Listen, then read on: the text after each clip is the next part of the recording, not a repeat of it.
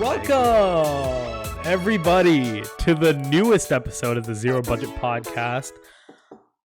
Live! We're actually live! Wow, we're live. We're literally never live, and now we're actually fucking live, dude. It's because of viewers like you. What is this, PBS? I'm so happy we're live. Honestly, we've been live streaming the past couple weeks. Or not the past couple weeks, pretty much the past week. And it's been super fun. Doing live stream, being on live. So we wanted to do the podcast live again. You know, we saw that our audience base was actually participating during our live debate coverage quite fondly. So we thought we'd give it a chance, go live, see how they like it.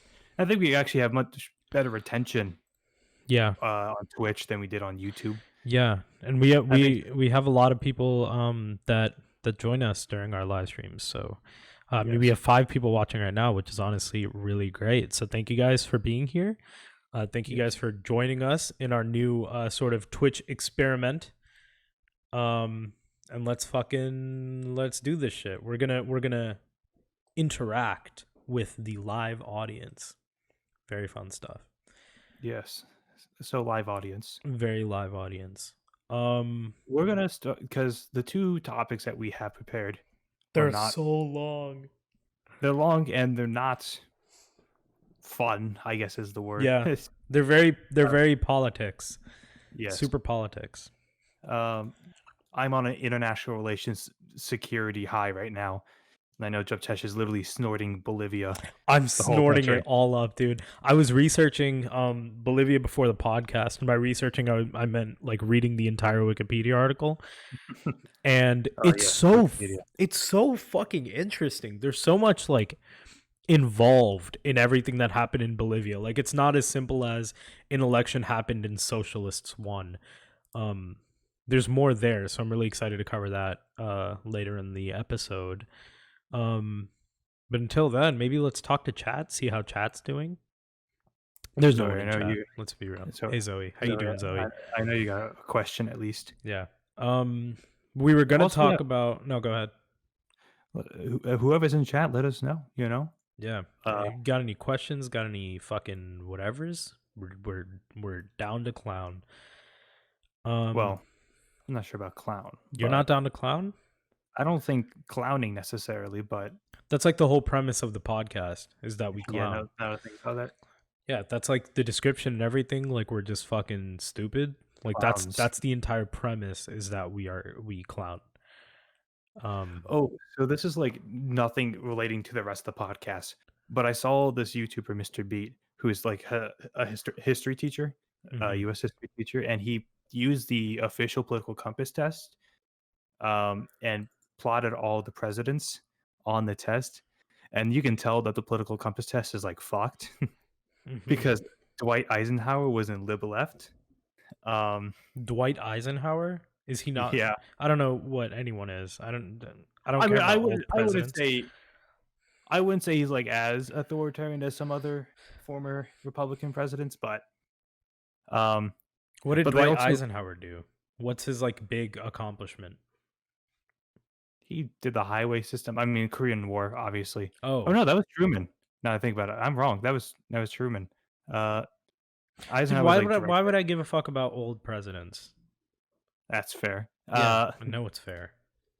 They put Lyndon Johnson more authoritarian left than FDR, which is FDR was a New Deal guy. Yes.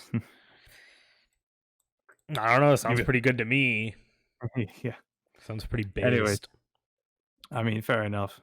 So yeah, I remember you wanted to bring up Quibi for a second. I wanted to talk about Quibi, dude. Quibi shut their services down, which I think it's the funniest thing in the world because Quibi was basically like an astroturfed streaming service. Yeah. Like it was funded by like a whole bunch of billionaires. It reminded me a lot of when Universal tried to do their Monster Universe. Do you remember that Dark Universe or something like that? So yeah, it's funded by a whole bunch of billionaires who are looking at things like HBO, Disney, and Netflix, which are all run by billionaires too. And basically going like, well, all these streaming services are cool. I guess we need to get into the streaming services game. But how do we do that while doing something different? So they're like, we're introducing Quibi, which is short for Quick Bites. And they're like, we're going to do streaming service that you can watch on the go. And I've never gotten it. Have you ever gotten it? I got ads for it. Yeah, it's literally just you have like these shows that are, first of all, vertical, like they're filmed horizontally, but you can watch them vertically. And that's it. That's the whole appeal. Like they're like 5-minute episodes, or like movies or something like that, or like 12 minutes. So like they're like these little short films that you're supposed to watch on your way to work or whatever. Yeah, like I don't know where you would watch them. And they released it right before COVID when no one was on the go. So Quibi was pretty much doomed to fail from the start. It was an absolutely horrendous idea. And it's insane the kinds of people that they got locked onto this project. I mean, you had, hold on, let me look at like some of Quibi's bigger things. They had like a Stephen King adaptation. On their app. A Kindred show with a sex doll. What? Quibi was so fucking weird. Most Dangerous Game. They adapted the Most Dangerous Game into a season. It has a 59% on Rotten Tomatoes. Nice. I'm just scrolling through some of these shows now. They had one with Sophie Turner. Yeah, these all look just so awful. They look like you remember the episode that we did with the really bad like Hulu movies? Yeah. They all look like that, but like significantly worse. Sub to these guys, the best podcast out right now. Well, if only we were affiliates. Shit, thanks. Leah, thank you, Leah Frex. I don't know who that is, but thank you very much. Appreciate the support. Best podcast out right now. That's a tall claim. Would you agree? Yeah, but like I'm a humble guy, you know. I'm a humble guy. But listen, like, you know, maybe, possibly, with the exception of Joe Rogan. Yeah. Oh yes, Joe Rogan. King Joe Rogan. I would say maybe not the best. Third best. Top 3. Easily, we're definitely in the top 3, but you know we're humble people out here, so I don't want to take too much credit. Thank you to Leah Frex for that. You know what? Comment. The podcast is only as good as its audience, and this is some of the best audience I've ever seen. The best 4 viewers I've seen in my goddamn life. Exactly. Did you see that shit with Rudy Giuliani? Have you actually seen it? I did not. No, I did not get a chance to actually watch the clip yet. Okay, all right. So if you guys don't know, the new Borat movie is out, right? And apparently in it, Rudy Giuliani is caught in a very compromising position. Can we get a setup tour, Matt? Matt, can we get a setup tour? Not. You know what? If we reach 50 followers, holy shit! Holy shit! Before December 6th, I don't know. I'm putting an arbitrary date to it. If we reach 50 followers on Twitch before December 6th, I will release a setup tour on our YouTube channel. We have to set a better goal than a setup tour. What do the people want? What do you think they want? Chat. Well, let's ask chat. Chat, what do you want besides the setup tour? Maybe they just want us to stop. Maybe. If we reach 50 Twitch followers, we will end the podcast. That's it. It's gone. You greedy bitch. I just want a setup tour. Hey, Matt, who the fuck is this? I'm going to be honest. I don't know. Who the fuck is this coming into our podcast calling us greedy bitches and shit? I'm assuming it's someone from the Joe City. The fuck out of here, Joe City. Joe City fans. Feature your girlfriend on the podcast. No. So Rudy Giuliani. Anyways. Oh yes. Anyways. Yeah, so the new Borat movie came out. I watched the first one. I'm almost done with the first one. I haven't had a chance to like sit down and watch the whole thing all the way through. But dude, Borat is so funny. It's like it's pretty edgy and it's pretty out there. Um, but only because of like the character he plays in pretty much all of his works is like insane to try to get other people comfortable to say the insane shit that they're actually thinking. So in Borat, he plays a dude from Kazakhstan, and he acts as a sort of really backwards, really third world country, like the typical stereotype of an immigrant. Um, and he gets people to be and do some really insane things. And in the new one, apparently like he brings his I watched the clip of it from the movie. He gets his 15-year-old daughter. It's about like that sort of relationship, and his 15-year-old daughter, who in reality is 24, interviews Rudy Giuliani, and she's flirting with him heavily. She's like touching his knee and stuff and going, "Oh, haha, you're so funny." Honestly, it's unclear whether or not he knows she's 15. But I'm pretty sure he's a married man. Am I wrong? So regardless, Rudy Giuliani. yeah, Pretty sure he's married. yeah, I'd be shocked if he wasn't. Whoa! No, he got divorced. Viewers. We jumped to 9? Holy shit. Yeah. Welcome all of our viewers. Sacha Baron Cohen is a genius. Yeah, he's 100%. He's amazing. Oh, what his Showtime show? Something America. Who is America?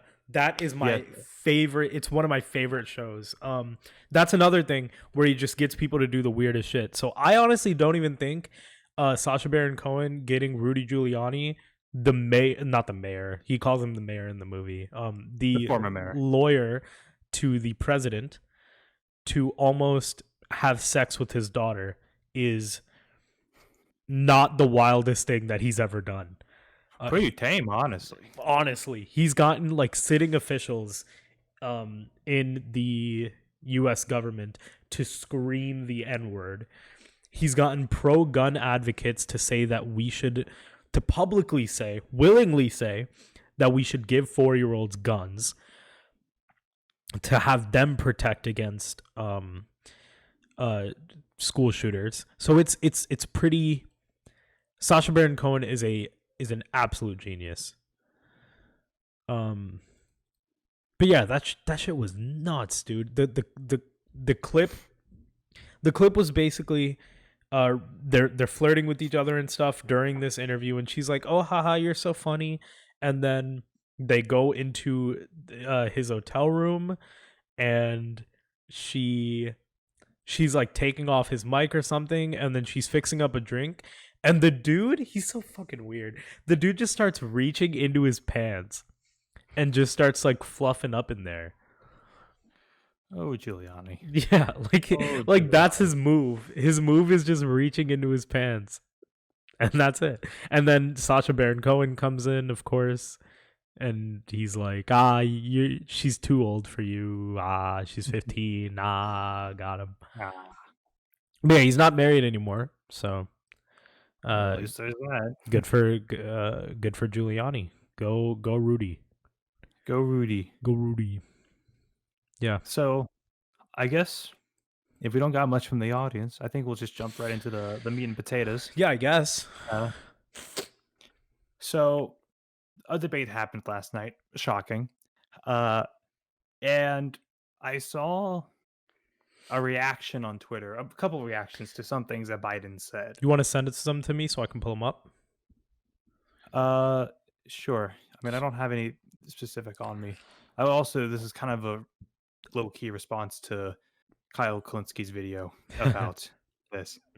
Kyle Klinsky's goofy. Let me put that in the title. Maybe that'll get us viewers. I don't even necessarily disagree with Kyle Klinsky. Let me say, I do watch him on a regular basis, but I'm gonna say say, make a really dumb point. I'm gonna say Kyle Klinsky cucked Biden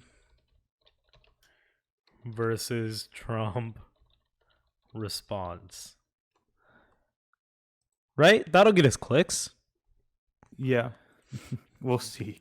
Leah Freck says opinions on Ooh, I like pancakes. Pancakes are very good. Yeah. I know exactly who this is now. Yeah. All right. Keep doing your thing. Yeah, I don't feel like scourging through all of his live tweets, but basically he made a video today kind of stating that Biden's foreign policy is to the rights of Trump, and basically saying that since he compared Kim Jong-un to Hitler, that is like justifying defense, or like justifying like kind of invading North Korea. Wait, Kyle Klinsky said Biden was justifying that? Like that was the point of Biden doing that. It's a weird take. Because his take is basically saying like, yeah, if we're talking about like just domestically, they're terrible people. Doesn't matter which one is quote worse. But he says that Hitler was an expansionist while Un is not. Yeah. Or Kim, I guess.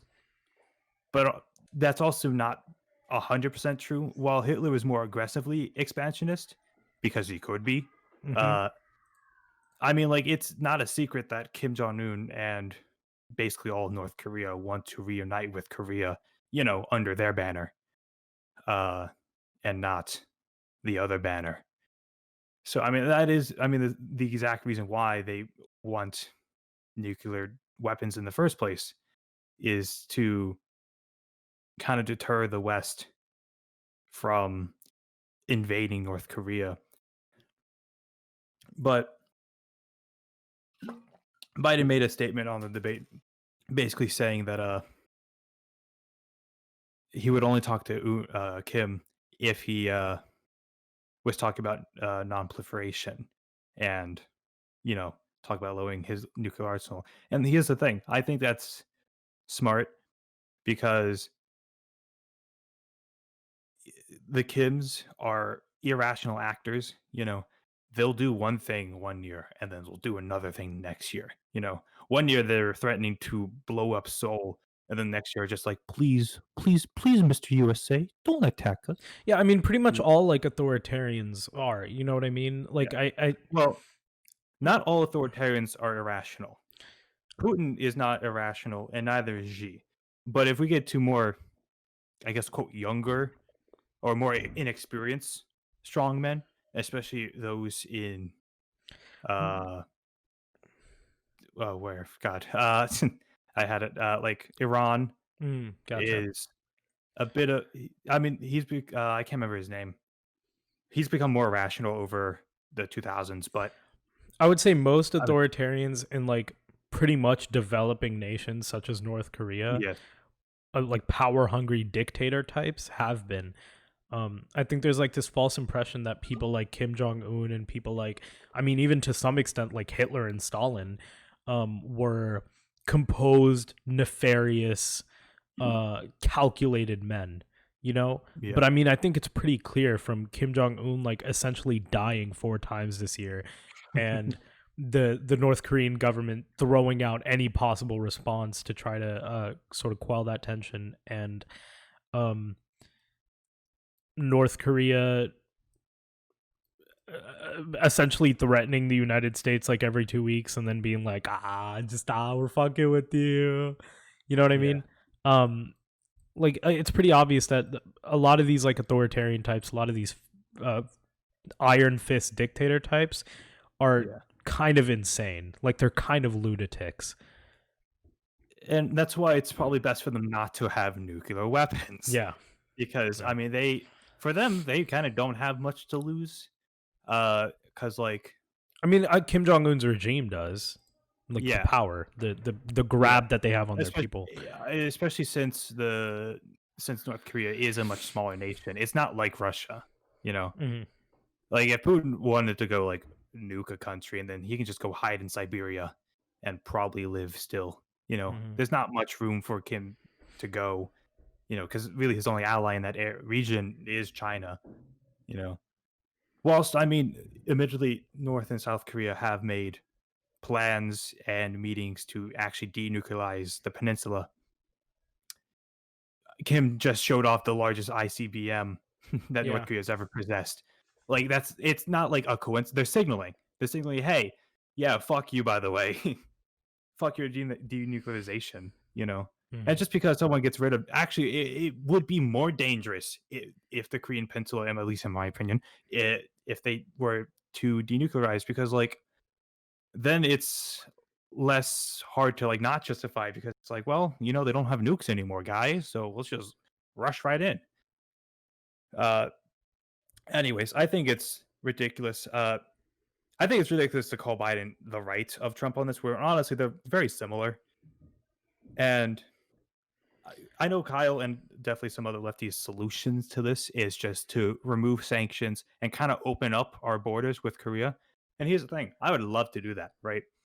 Unfortunately, Kim's not going to open up his border Mm-hmm. to the Western, because, everyone's just going to fucking leave because anywhere is better than North Korea. The isolationist hermit kingdom that, will imprison your family for 3 generations if you fucking sneeze wrong.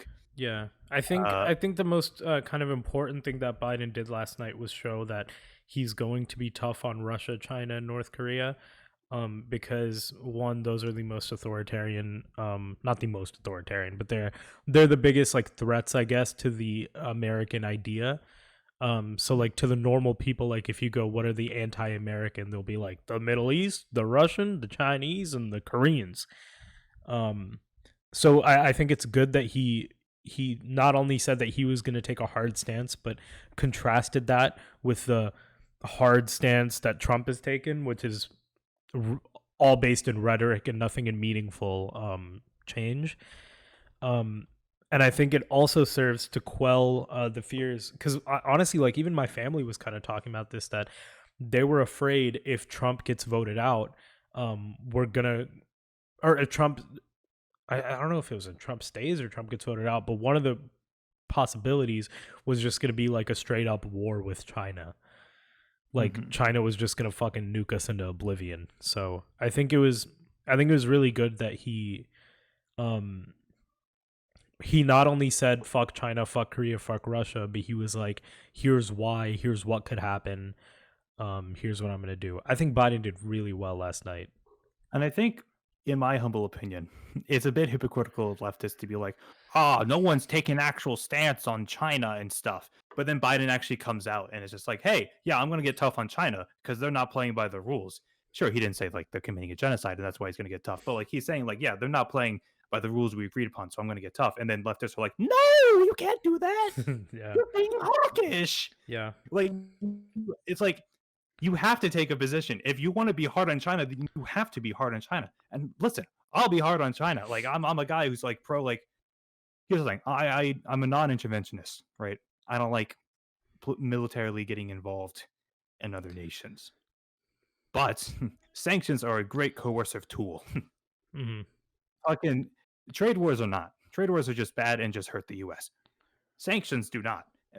It would be quite powerful if the U.S. came out tomorrow and sanctioned literally a Security Council member and said, hey, China, you're committing a genocide, or you're being an expansionist, authoritarian state in Southeast Asia. We're going to sanction the fuck out of you. And guess what? I'm going to talk to my EU buddies over there, and they'll probably agree, because I don't really know much what they get from China, but they could probably just get it from Russia, which is empowering Russia. But, it's give and take. So I think it was some of the dumbest takes I saw. Oh, there was one more. Oh my god, I saw so much over Twitter. Who built the cages, Joe? Oh my god, I saw Kyle Kalinske tweet that. Kyle Kalinski's fucking Twitter looked like a Trump supporter's Twitter last night. It was nuts. Yeah. But it's so weird because he came out later and he was like, "Yeah, Biden won the debate hard." Nah, it was so weird because the whole time he was tweeting anti-Biden shit. Yeah. Kyle Kalinski's a weird little soak dem. Yeah, but Go ahead. To be fair, he watched it a second time, and I think he got a more solid opinion. Yeah, unless of his like little reactionary tendencies. Hey, sometimes you just gotta watch things twice, and there's nothing wrong with that, admittedly. Should we move on to Bolivia? Oh wait, or do we want to do final thoughts? Oh, final thoughts about lefties. The cages shits. Oh my god, the cages shit was dumb as fuck. It wasn't even just Kyle I saw tweeting this. I saw other lefties tweeting this, like, oh, Don made a pretty good point about the cages. No, he didn't. Sure, yes, the Obama administration built those cages, but they weren't used for the same reason. Yeah, the cages shit was really stupid. I did not like that. And it's just like Twitter lefties can be really annoying sometimes. That's really my thesis. Opinion on Joe City's Shaft? 9.5 out of 10. I was gonna say 7 out of 10. 7? Wow, you're a harsh critic. Not to sound like a dummy, but who is Kyle Kulinski? Kyle Kulinski is a socialist Democrat. Bread tuber. Can we even? Yeah, bread tuber. I guess. Bread tube is like lefty YouTubers, basically, like that entire like subculture. So I mean, definitely, yeah. Yeah, so he's kind of like a lefty YouTuber. He has his own little show, his own little stream on YouTube. I mean, also obviously, I am a decent fan of Kyle. You know, I watch his show quite frequently. I mean, he found Justice Democrat, which is the same organization that put AOC and the Squad into Congress. Yeah. You know, so like he's objectively done good. Yeah. He was probably one of the better things to come out of TYT, admittedly. TYT. They're libs. This is such lib stuff. Hey, Dave Rubin came out of TYT, so Dave Rubin is the best thing to come out of TYT. Dave Rubin, for context, is a fucking grifter. Can I request to be a guest on the podcast? You're 2 seconds away from getting banned in this chat too. 9 out of 10, yes sir. Anyways, yeah, the who built the cages shit is honestly like such a brain dead take, because they built the cages, but one, they were meant to be more of a temporary measure. Okay, first of all, Obama was a monster. Literally not a single person, not like most lefties will openly and outright be the first people to say Obama was a monster. He didn't really do much all throughout his presidency, killing all sorts of kids, and he deported people like a motherfucker. So the cages were supposed to be a temporary measure because of how many people he was getting caught. And they were not being used as the concentration camps they're being used as now.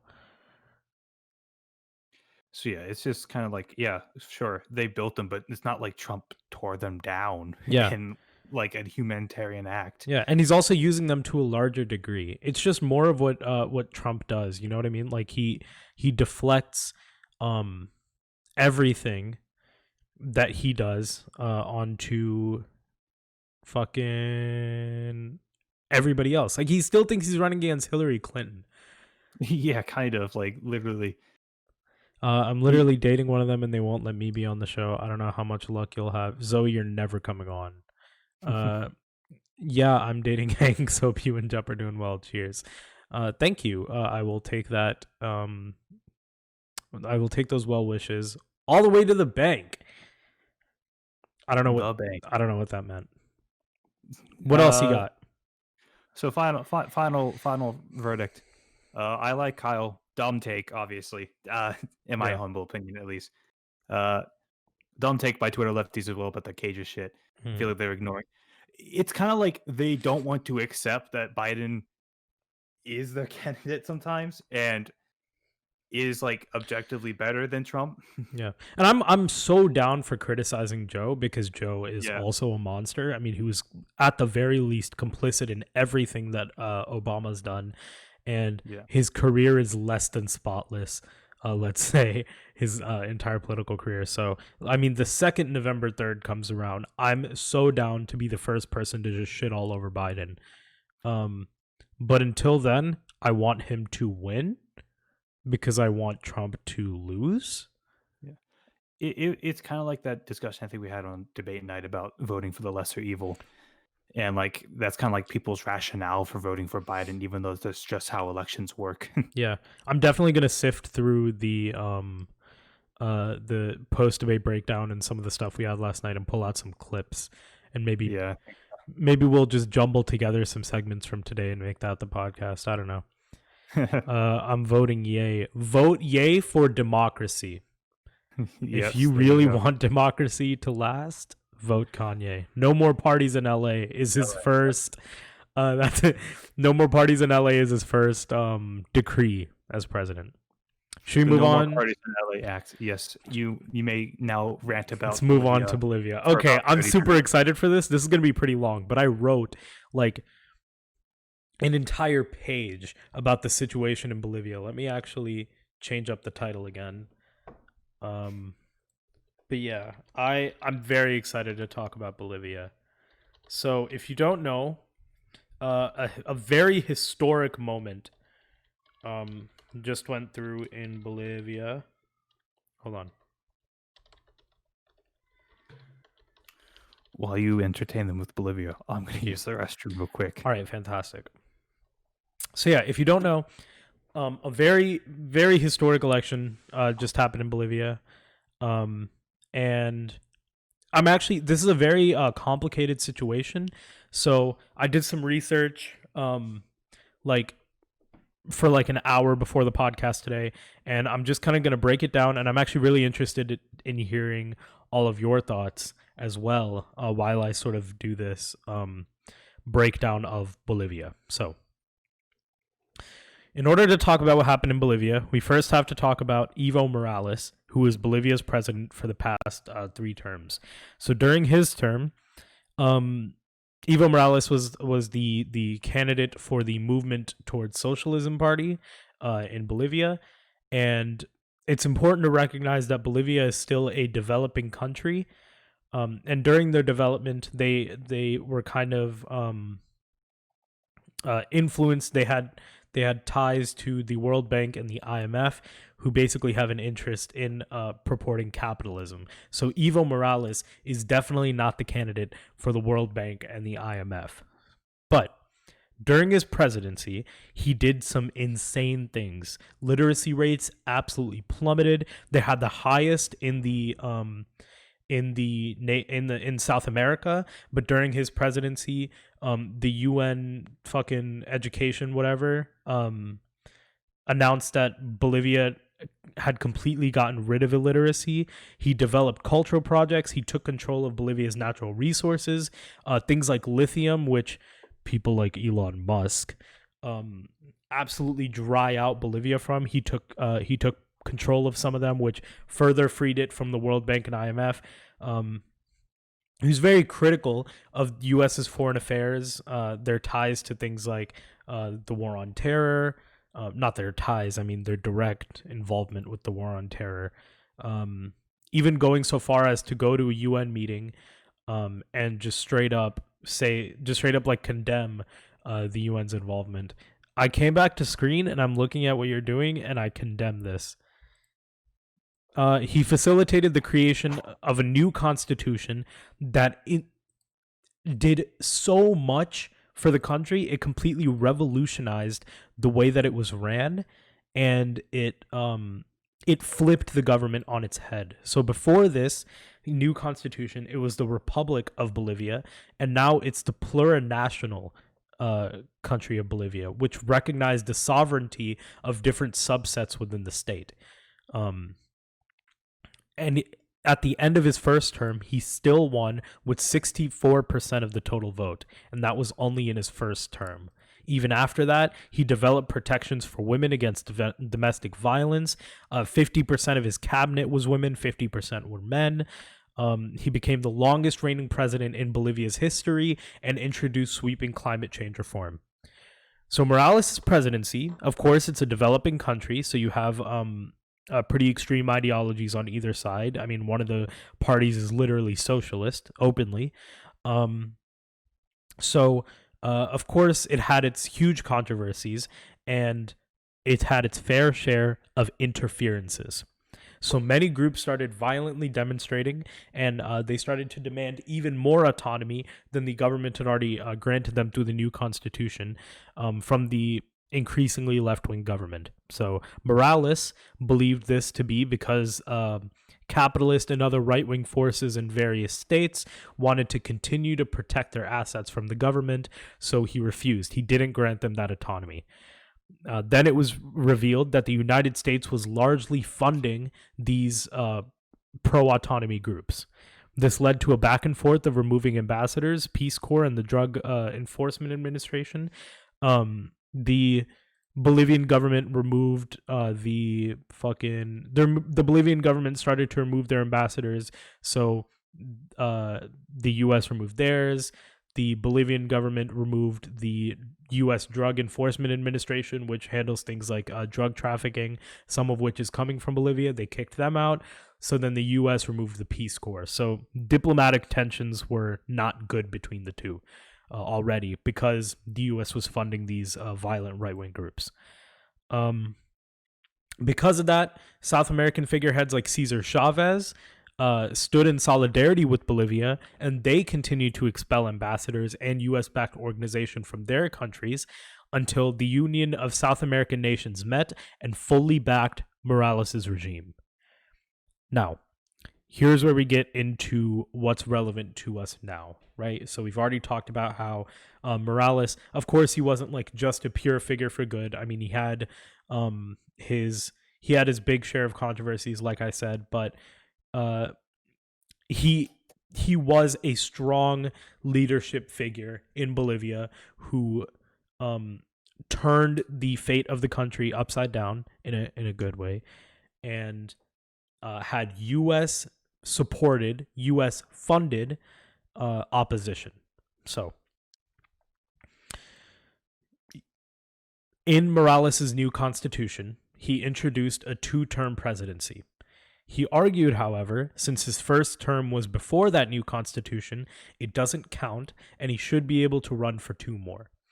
So I think this is a little weird. I'm not the biggest fan of this. I like term limits. I think term limits are a good thing. But in his subsequent 2 terms, it's important to note that he still democratically won, right? And he continued to do all the good boy stuff he does. But then, after his 3rd term, he started to he basically wanted to eliminate term limits completely. Him and the movement against Socialism Party, or movement towards Socialism Party, wanted to prop up Morales as their candidate once again. So they introduced a referendum to eliminate term limits. This doesn't mean he would be president for life, but it would mean he can continue to run for as many terms as he wants. This passed in Bolivia's Congress with a huge margin, but it barely lost in the national vote. So in 2017, the Movement Towards Socialism Party put it up to Bolivia's Supreme Tribunal, basically their equivalent of a Supreme Court, and they ruled this vote to be unconstitutional, with the Movement for Socialism Party citing the American Convention on Human Rights as implying that term limits are against human rights. So the tribunal agreed, but a lot of critics say that the Supreme Court was stacked with pro-Morales judges. So now it's time for their election. Here's how those work. A candidate needs to win in Bolivia, a candidate needs to win by 10% or more in order to secure the election. Otherwise, they'll do a second round. Now, there's a quick count and an official count, just like in our elections. The quick count is what's reported by the media, while the official count is reported by whatever the election committee is. So the quick count doesn't really have any official standing. It's just basically giving something for the media to report. Now, the quick count went dark before the official count was released. For about 20 hours, blackout on the quick count.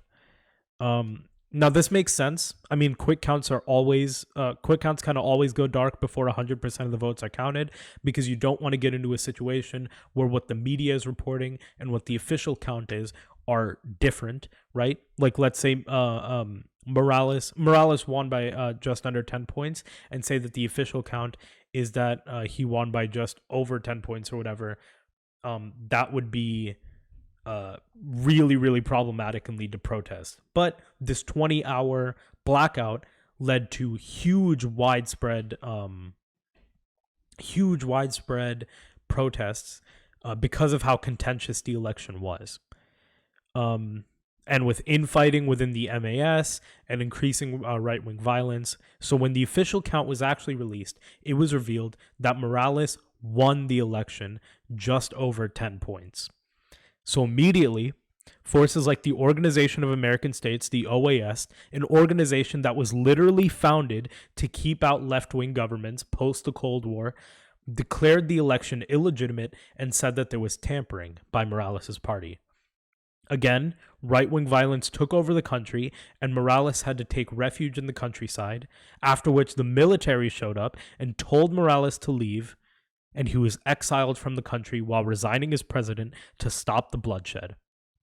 Since then, independent researchers have said that the OAS's claim was based on faulty data and no statistical evidence, and Bolivia's now far-right government, along with the OAS, condemned the researchers.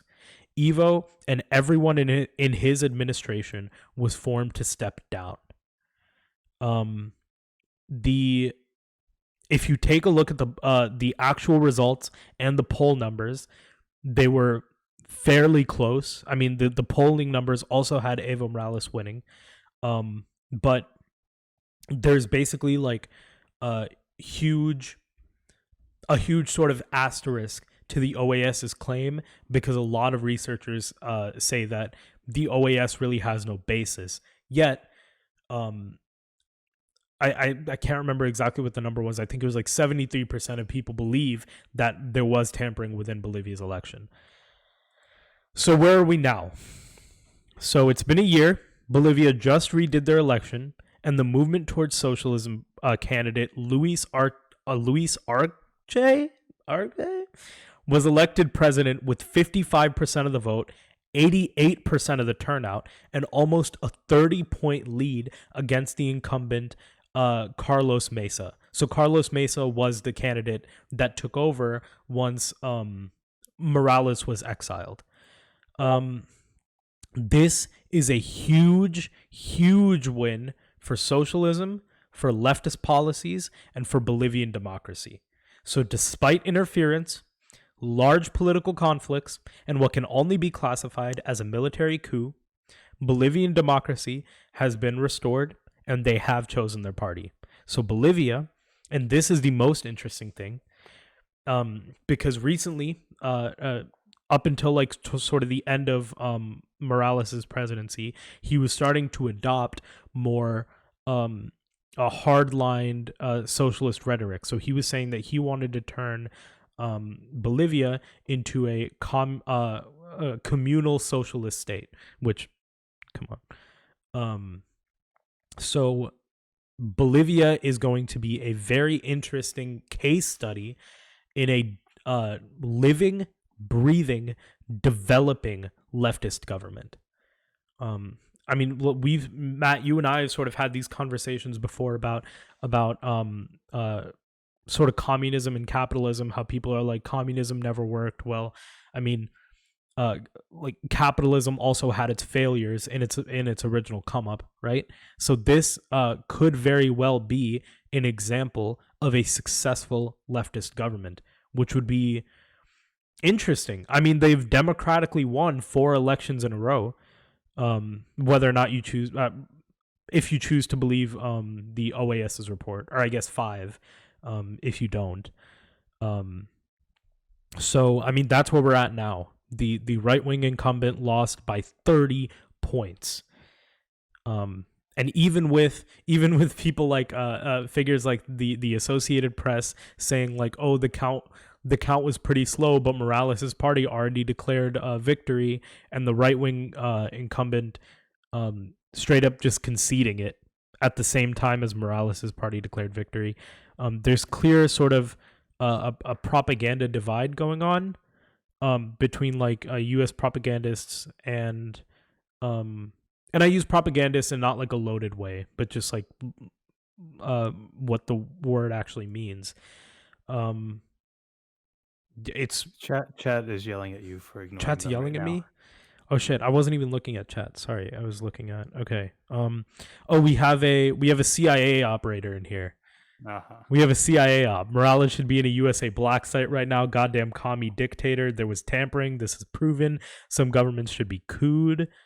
I mean, I would agree that some governments should be cooed, but I don't know if one that objectively drastically improved the living conditions of his people and democratically won the election. I don't know if that should be cooed.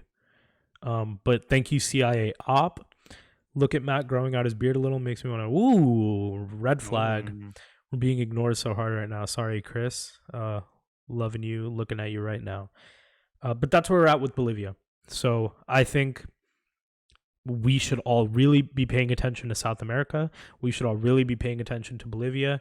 And we should see where we go from here. Because this does have huge implications on America, too. America has vested interests in going against Bolivia's government. I mean, if you don't know, one of the biggest exports that we get from them is lithium. Lithium, which is, of course, what Tesla uses in their car batteries. Tesla's stock, which is something interesting. Tesla stock after Bolivia's government was couped, after Morales was exiled, skyrocketed. It jumped after the right-wing dude Carlos Mesa took power, and after the recent election, it plummeted. I would like to add a caveat. Basically, all stocks plummeted that day. Shit, for all mine did. But yeah, I mean that's kind of what I'm saying is like it's not as if Bolivia moving towards socialism, willingly, democratically moving towards socialism, is an isolated sort of incident, right? Because I mean, a large portion of some of South America, like Venezuela, Cuba, have been moving towards socialism for a while. It's very interesting. Imagine forcing your people to suffer because you don't want to sell your lithium to feed them. We really do have a CIA op in here. Bolivia is still a developing government. I don't think Bolivia should have to be dependent on another country using its exports for it to thrive. And Bolivia is doing pretty well. I mean, they haven't just outright banned the export of lithium, but they are weeding it out and they are becoming self-sufficient. I don't have a problem with the state becoming self-sufficient. I mean, admittedly, they're basically just not trying to pull a Venezuela. Yeah, or a Russia, they're not being isolationist, but they're also not being imperialist, I guess. Yeah, well, because what happened a lot in Venezuela is that they're like, oh shit, we have the largest oil reserves in the world. Let's just export this shit like tomorrow. And then they're like, oh shit, inflation, because they didn't diversify their economy. Bolivia is ran, if you agree with them or not, smarter people. They understand how economics work and they understand how trade works. Also, lithium is like the second most common mineral on Earth. The U.S. gets most of its lithium from Nevada and Australia. If we don't get some from Bolivia, it's really not the end of the world. Mm-hmm. It's like literally everywhere. And it's not the end of the world for Bolivia either. Bolivia will continue to survive and they will continue to thrive. I am very much one of those types of people, because you mentioned that like living experiment. I'm very much one of those types of people, especially when it comes to like domestic policy, to try it like on like a smaller scale first and then see how it works on a larger scale. Because I mean, that's basically what like legalization of marijuana was. They're like, all right, we'll let like Colorado do it. And if Colorado isn't on fire in the next couple of years, it probably isn't that big of a deal. And then Colorado was just bulling. Look up infant mortality in Bolivia. Dude, it's still a developing nation. Like, no one's claiming that Bolivia is like on par with Europe or America. This dude's like brain dead. Who do we have in chat? And I mean, obviously, why have we not acknowledged Matt's Copenhagen yet? Matt, are you packing a lip? No. You packing a lip on stream? Unfortunately not. No, I mean, fortunately. But it realistically probably the more that Venezuela becomes wealthy, the more realistic they will more moderate on its issues. For that is the inevitability of the world. It seems like. Yeah. Well, I don't know, because you can look at smaller, like, quote, wealthy nations, but not like huge nations, such as like Denmark. They're not like as left on a lot of issues as Bolivia is, but they're definitely left of like most capitalist nations. In a lot of ways, they pay their students to go to college. Who are you talking about? Like Denmark and Norway and stuff? Denmark. Yeah. I know Denmark specifically, and so does Iceland, I think. Yeah, I mean, a lot of like those kind of European countries are like pretty socially democratic. Yeah, like they're like well-off countries, let's say. Yeah, wealthier countries. Yeah, they're not packing like a $20 trillion economy, but yeah. But if you look at it in terms of like whatever the American dream is, it seems to be more alive in those countries than it is in America. Oh, definitely. I think Denmark is literally the like most small business friendly country in the world. Like that's crazy. And it'll be really interesting to see where Bolivia goes from here, because again, it is still a developing country. I mean, we've seen countries like Russia and countries like China switch to communist, whatever your interpretation of that is, and just pretty much either fail or turn into authoritarian hellscapes. But it seems like this has been largely successful. So I mean, even as a leftist, it's a very interesting living experiment to look at Bolivia and to study Bolivia and see what's working there, and also see what's not working. Yeah. Exactly. Yeah. I mean, like that's a cool thing about like. I mean, it's not as if Bolivia's government is free of corruption. I mean, they literally staged a coup. And it's not as if the MAS is free of infighting. So, good luck to Bolivia. Hope all goes well, little guy. And we'll see what happens there in the future. I'm curious if Chris and Coach would actually like to share anything interesting besides my possible Copenhagen addiction. Thank you guys for being in chat, though. This has been fun. I do appreciate it. Other than actually, thank you also to the Brain Dead Looney who is in chat talking about. Shout out to the CIA operators in our chat talking about infant mortality and stuff. Come on, dog. I would like to drink red thermometer juice with these guys and record a podcast. All right, I think we're done here. I don't think we have time to do what have we been doing. I have to. Oh, yes. I'm probably gonna do a live watch through of some Smacka Down after this. So, yeah. Smack you down. Thank you guys for listening. Thank you guys for watching. Thank you. Really appreciate it. Really, really love streaming on Twitch, and just really love doing the podcast generally. So, it's dope. I think that we're growing a little community. Granted, we're just stealing from Joe's community. What's up? Yeah. If you would love to get active updates, be a part of the community, grow. If you agree with us or not, honestly, I like not agreeing with people. It's fun. Join our Discord. Can we post that link in chat? Yeah, go ahead and post the link in chat. Join our Discord. Follow us on Twitter. Follow us on Instagram. Subscribe to us on YouTube. Follow us on Twitch. Follow us on TikTok. We're on everything. We're gonna be the. We're gonna be the biggest people in the world. I think they're all just at Zero Budget Production, basically. Yeah. If not, just yell at us in our Discord and we'll link it. Held a message for a reason. Oh my god, I'm denying that one. The fucking robot mod, just sent me one of Coach's messages and I blocked it. You little punk ass bitch. All right, yeah. Thank you guys for watching. Thank you. This is the end of the podcast. Bye bye. Bye bye.